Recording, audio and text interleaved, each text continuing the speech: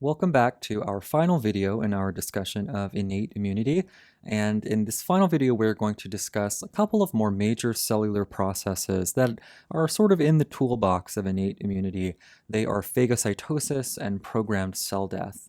So let's start by discussing phagocytosis. We've seen it in a variety of contexts, but I think we can dig a bit deeper and think about how phagocytosis works and how it is involved in the sort of broader landscape of an innate immune response. So we've discussed many cell types of the immune system that are good at phagocytosis, and a major question is how does a phagocyte know when to eat something, when to perform phagocytosis? So phagocytosis is regulated or triggered by a broad class of cell surface receptors that are found especially on cells like macrophages and neutrophils, each of which recognize a certain type of signal, which might be a PAMP or it might be some other opsonin like antibody or complement that are going to trigger the cellular processes within that cell that are going to allow it to eat that target and target it for killing. So let's talk about some of these major classes of receptors and just kind of go around the circle here. One major type of receptor that induces phagocytosis is known as an Fc receptor. Fc is a region on antibody, something that we'll come back to in much greater detail later in the course. But for now, suffice it to say that immune cells, phagocytes that is, have receptors on their surface called Fc receptors, which bind to antibody. And this essentially allows the phagocyte to use antibody as a sort of surrogate measure or a surrogate indication of non-self. Antibodies are sticking to things that have antigens on them. Those antigens are non-self signals.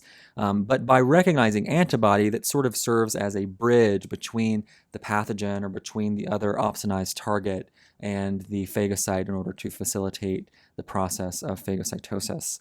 In addition to Fc receptors, we have things like C-type lectin receptors. You can recall that lectins are molecules that bind to sugars, and so this is a very powerful way that we use sugar or carbohydrate PAMPs, pathogen-associated molecular patterns, to induce phagocytosis. And so this is distinct from the lectins that we use to initiate the complement response, things like mannose-binding lectin and phycolin. These are lectins that serve as cell surface receptors that when they encounter their ligands, which are microbial sugars, they strongly induce phagocytosis in the cell that is receiving that stimulation through the receptor. Another class of phagocytosis-inducing receptors are complement receptors. In our last video, we saw a major example of this, which was the complement receptor CR1, the ligand for which was C3b. There are other complement receptors that induce phagocytosis, but for the purposes of our class, I really just want to stress that complement can serve as another signal, and when complement receptors are activated on the surface of a phagocyte, that induces them to undergo phagocytosis. Finally, there's a very broad class of receptors known as scavenger receptors, and they recognize a really diverse set of potential ligands. It's so diverse that it's hard to really boil it down into a single bullet point. But suffice it to say that scavenger receptors, you can sort of associate the idea of it being a scavenger with any kind of receptor that when it's activated, it's internalized and it sort of pulls whatever it's attached to into the cell. And certainly that sounds pretty reminiscent of phagocytosis, I think. So scavenger receptors, again, they're less specialized compared to Fc receptors or C-type lectin receptors and so on, but they strongly induce the internalization of their ligand targets, and so that's one means by which we can induce phagocytosis. So this is what's happening on the outside of the cell, the way that phagocytosis is triggered typically. But on the inside of the cell, one way that you can think about what happens is that phagocytosis results in what we might call a specialized organelle, which is the phagolysosome. So we talked about it very briefly before, but just to refresh your memory, when the vesicle containing whatever is being eaten is internalized into the cell, we refer to that structure as a phagosome. It's a part of the endocytic system, but it was produced through phagocytosis, which is where we get this name from. And then the phagosome fuses with a lysosome into a new structure again that we call the phagolysosome. And the phagosome itself does have some intrinsic ability to start to kind of attack the pathogen that's been eaten and start to break it down. But it's really the fusion with the lysosome that kind of does the trick, because the lysosome, the interior of the lysosome is so acidic.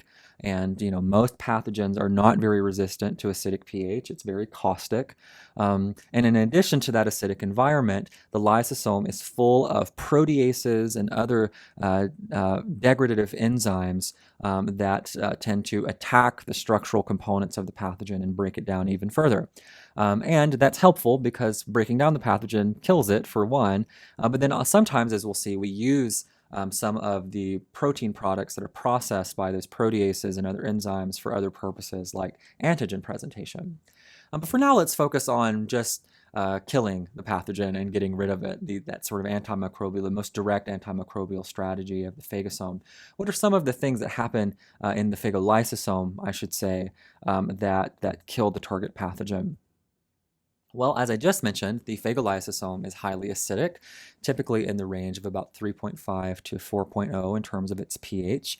And this represents a very simple, again, sort of chemical strategy of pathogen defense. There's really not a ton else to say there other than acid is bad news for many pathogens, although not all. Some have evolved resistance to acidic pH, and so sometimes just being highly acidic is not enough to kill the pathogen. So fortunately, we have other strategies at our disposal. There are enzymes within the phagolysosome, for example, that generate reactive chemical species like reactive oxygen and nitrogen species, which we sometimes collectively refer to as RONS. And these species do things like oxidize the proteins and molecules associated with the pathogen in ways that are deleterious to their structure and function. And so, again, this is something else that's sort of bad news. It damages the pathogen in ways that are harmful to its ability to survive and replicate further. Beyond these kind of direct chemical strategies, the phagolysosome is also rich in a broad set of antimicrobial peptides. This includes, for example, defensins, which we discussed in an earlier video, although there are many other types. So these are sort of more complex protein types of proteins that we sort of deliver into the phagolysosome that have various antimicrobial properties. But in general, their main function, again, is to kill the pathogen in one way or another. And in addition to these peptides, we also, again, have degradative enzymes, which sort of chew the pathogens up in various ways through various protease reactions and so on.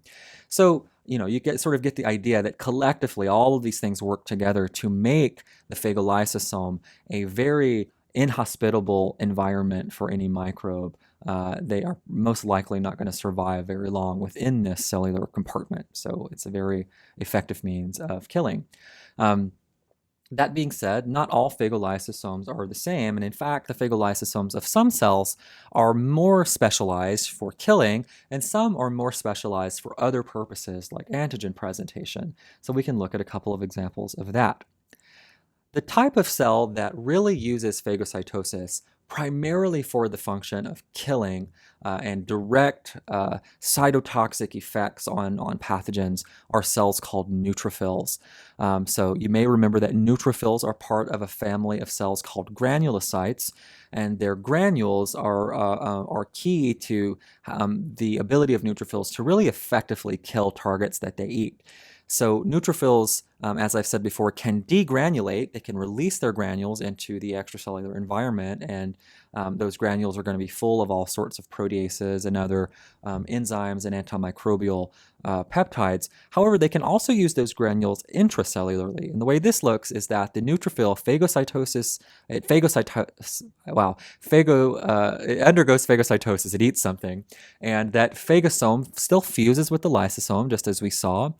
However, in addition, the phagolysosome can then fuse further with the granules within that sort of are found within the cytoplasm of the neutrophil.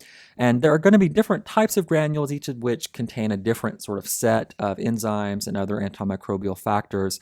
But when those granules are delivered to the phagolysosome, this forms what we might think of as a mature phagolysosome, or maybe an enhanced phagolysosome. That is going to be sort of even more potent at attacking and breaking down any pathogens that have been internalized by the neutrophil, very effectively killing them and rendering them no longer able to survive and replicate. And so neutrophils are very good phagocytes. And again, primarily the purpose of their phagocytosis is direct killing, again, especially of bacteria. However, phagocytosis can serve other purposes, and you may remember that besides granulocytes, we had another family of cells that actually had sort of phagocytosis in their name. That was the mononuclear phagocytes. So neutrophils were polymorphonuclear cells. Recall that there was a separate family of cells called mononuclear phagocytes.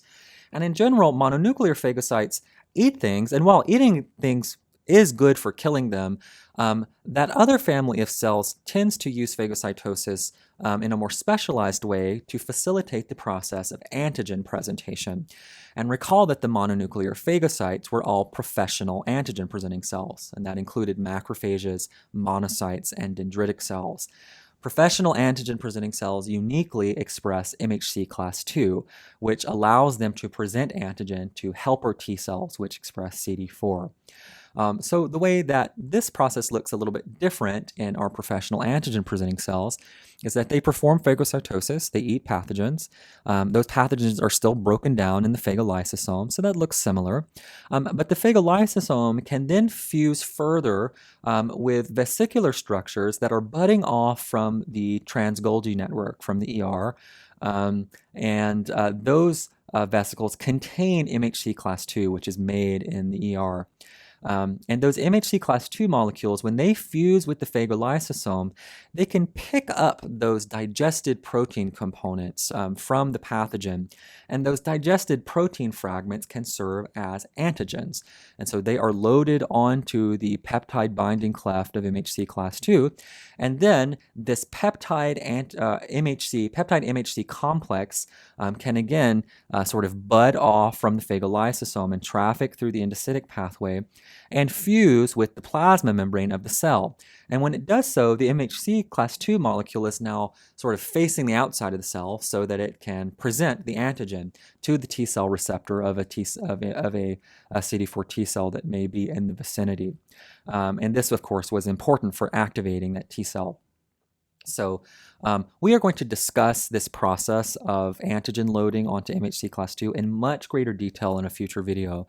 The key point I want to make here is that in contrast to neutrophils, which are not professional antigen-presenting cells, cells like macrophages, which are professional antigen-presenting cells, they sort of merge the endocytic trafficking of the phagolysosome with the production of MHC class II in order to load exogenously derived antigens, again from the outside, things that we're eating from the outside, onto MHC class II so that they can be presented on the cell surface to activate helper T cells in the environment. So this represents a specialized function of phagocytosis within this family of cells. So these are both examples of how we use phagocytosis for direct antimicrobial purposes, killing things and presenting antigens to stimulate a further immune response. It's important to note, however, that phagocytosis also has homeostatic functions. We also use it just for the purpose of general maintenance of our body tissues. And a major homeostatic function of phagocytosis is the clearance of debris and dead cells.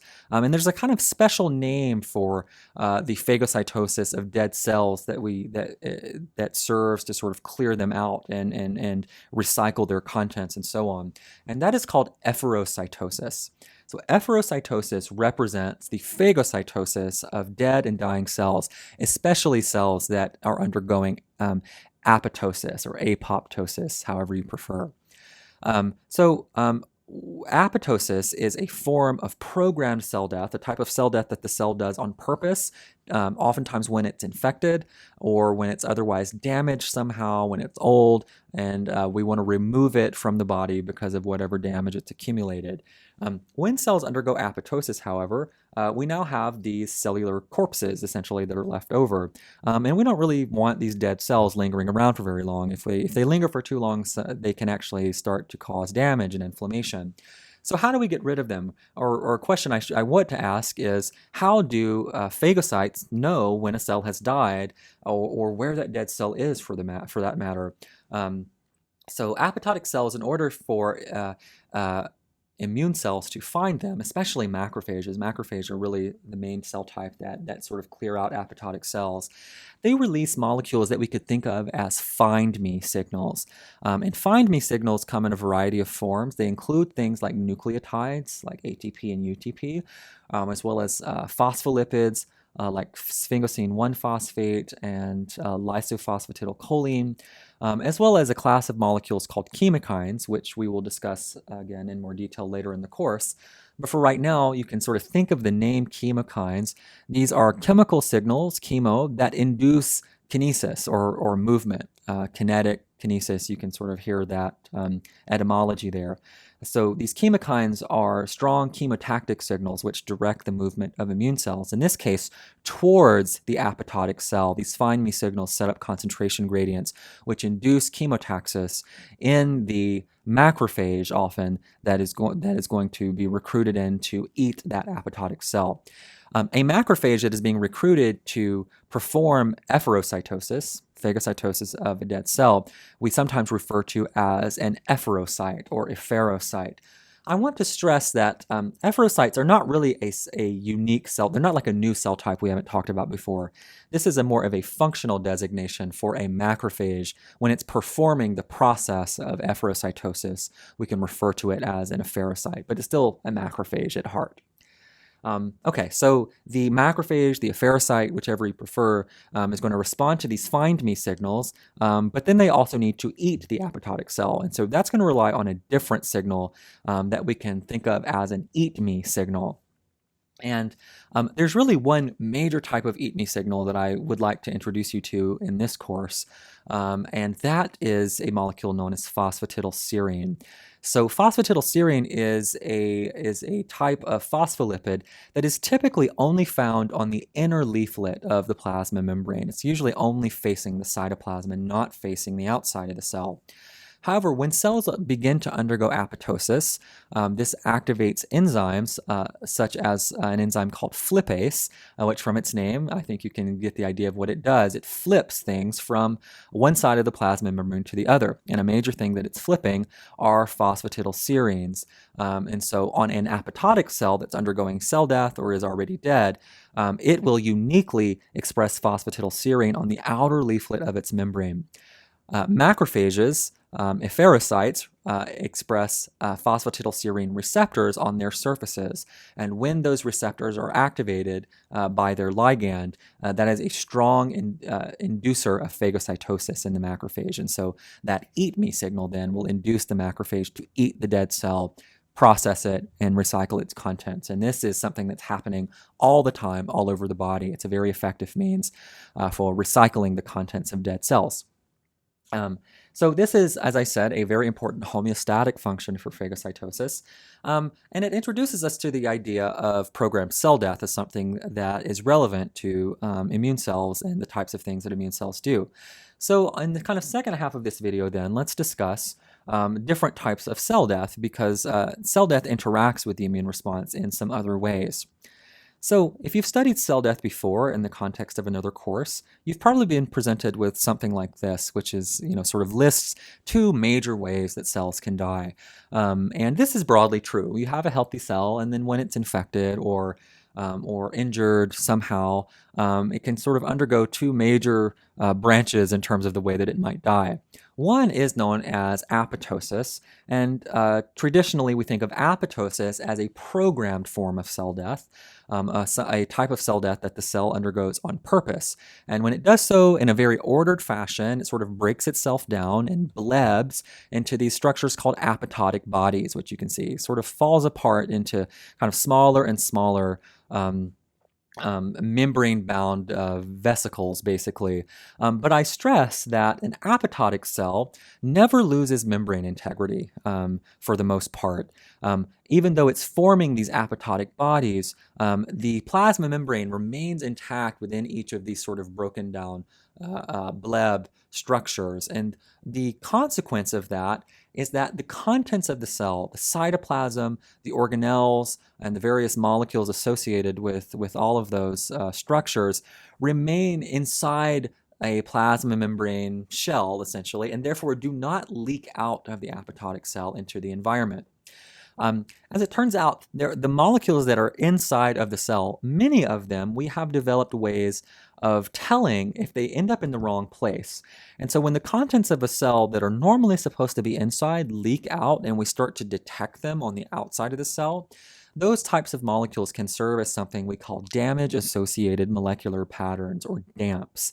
And so during apoptosis, DAMPs are sequestered, they're trapped, they're retained within the apoptotic bodies. And that's important because essentially what that means is that the cells in the environment never really detect that cell death happened at all, maybe other than the efferocyte that's going to eat the apoptotic cell. There's not a lot of signaling going on to cells in the environment that anything happened. And this is good because DAMPs are highly inflammatory. They induce immunological responses. And you have cells undergoing apoptosis all the time. Billions of cells are undergoing apoptosis every day in the average human body. And you would not want all of those cell death events to be inducing an inflammatory response. That would be overkill for sure. So apoptosis is a more homeostatic and a non-immunogenic form of cell death for that reason.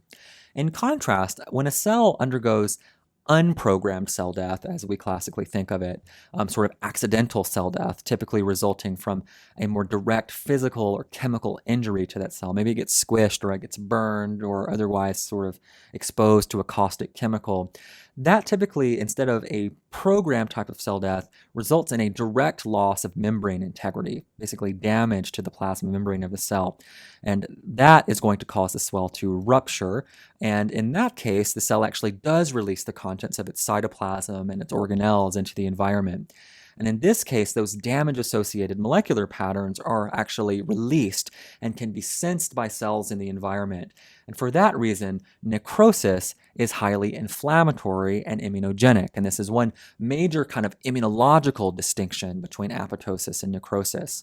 One is quiescent, meaning apoptosis. One is highly inflammatory and immunogenic, that being necrosis. So as I said, this is the kind of the classical way that we tend to distinguish cell death.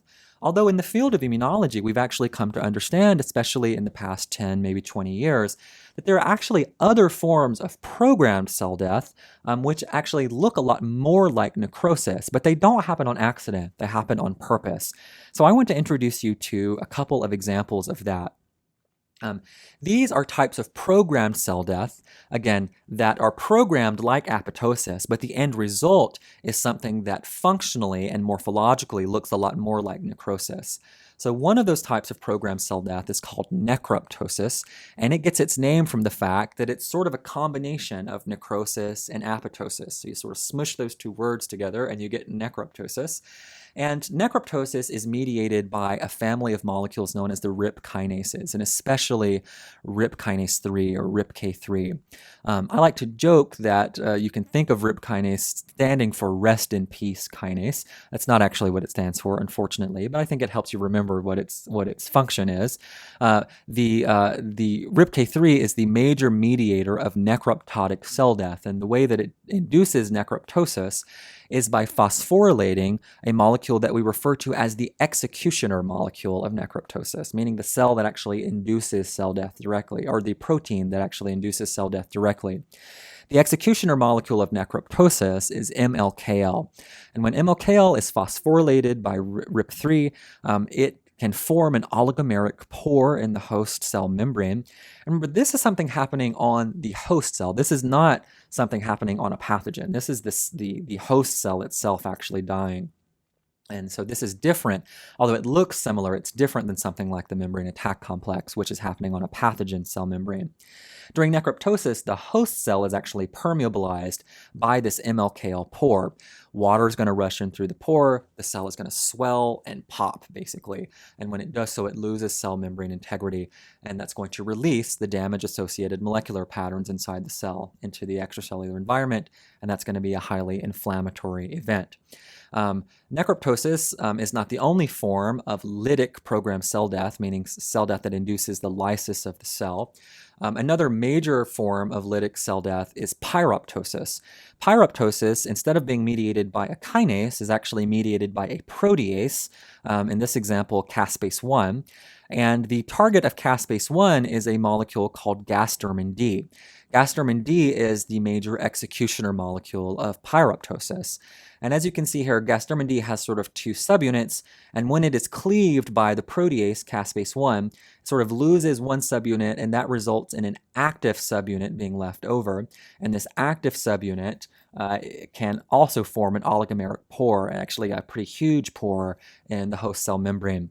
And again, water is then able to come into the cell, causing the cell to swell and rupture, which is going to release damps into the extracellular environment. So these are two forms of programmed cell death that are lytic in nature and therefore highly inflammatory.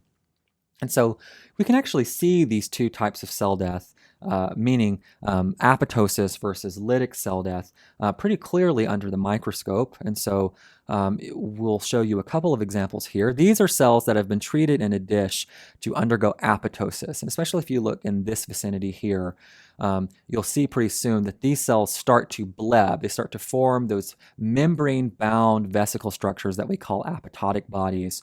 And what I want you to notice is that even as the apoptotic bodies start to bud off from the cell as it dies, you don't see anything kind of leaving the cell. The cell maintains membrane integrity. You can see this going on here, for example. There's no solute, so the solution isn't getting cloudy because the intracellular contents are remaining sequestered within all these apoptotic bodies, even as they're budding off from the cell, undergoing apoptosis. And so again, to reinforce the point, apoptotic cells form these blebs, but maintain their membrane integrity, and for that reason, do not tend to stimulate inflammatory responses. This is in contrast to cells undergoing, for example, necroptosis, a form of lytic cell death.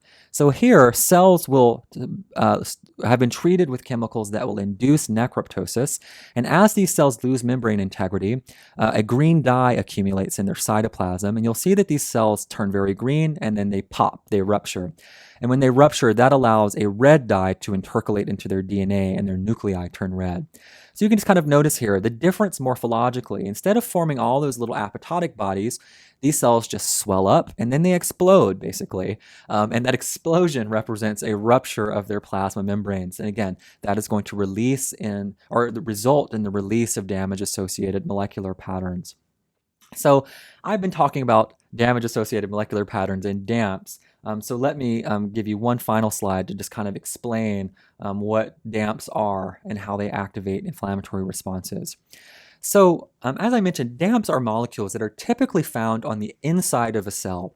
And when cells in the environment, in the extracellular environment, detect those DAMPs on the outside rather than the inside, that serves as a strong danger signal. It tells them something is wrong, something is infected or damaged in my vicinity, and therefore I need to mount some kind of inflammatory response. DAMPs there are many types of DAMPs, but they have a common element, which is, again, that they are typically things like nucleic acid, for example, mitochondrial DNA, metabolites like ATP or uric acid, as well as proteins, which as a class we can refer to as alarmins, and you can tell from their name, these are protein signaling molecules that induce alarm in the cells around them. They are warning molecules. And some examples of that include things like HMGB1 and IL-33. All of these molecules are normally sequestered on the inside of the cell and are never found on the outside. But when they are released, they can activate a set of receptors that we refer to as danger receptors on the surface of cells in the environment. And especially immune cells are rich in danger receptors. And so when their danger receptors become activated, Just like we saw with those anaphylatoxin receptors, it tends to induce things like gene expression, cytoskeletal reorganization, and metabolic reprogramming in these target cells, and that's going to unlock their effector mechanisms. They are going to degranulate, or they're going to undergo chemotaxis to move towards the site of infection or injury, and perform a variety of immunological functions then. Okay, let's summarize our discussion of phagocytosis and programmed cell death. Phagocytosis is a very important effector function, particularly of the innate immune response. And we can see that it can be stimulated by a variety of receptors, and we talked about 4 classes of phagocytic receptors. And importantly, phagocytosis serves as an important functional link between innate and adaptive immune responses, especially in terms of the presentation of exogenous antigens to CD4 T cells. Phagocytic cells break down their targets in specialized organelles called phagolysosomes, which are highly acidic and rich in harsh and antimicrobial factors, which are highly antimicrobial. And this is especially true in neutrophils, which sort of further augment their phagolysosomes with the contents of granules. We also saw that programmed cell death contributes to the control of infection. When cells undergo programmed cell death, they obviously die, and so if they are infected, they are no longer available for pathogens to use them for their metabolic resources and as a replicative niche to replicate themselves. But programmed cell death, beyond just kind of like removing cells that are infected, can also exert regulatory activity on other cells in their environment, and we saw some examples of that. Finally, we saw that different types of cell death are differentially immunogenic. And so apoptosis, because it sequesters damp release, tends to not be very inflammatory, whereas lytic forms of cell death that result in the release of damps tend to induce inflammatory signaling in their environment. And so really the sequestration versus the release of damps, we could say, defines the immunologic activity of various forms of programmed cell death, or PCD. Okay, that finishes our module on the innate immune response. In our next module, we are going to shift gears a little bit and talk about principles of signaling, molecular signaling within the immune system. See you there.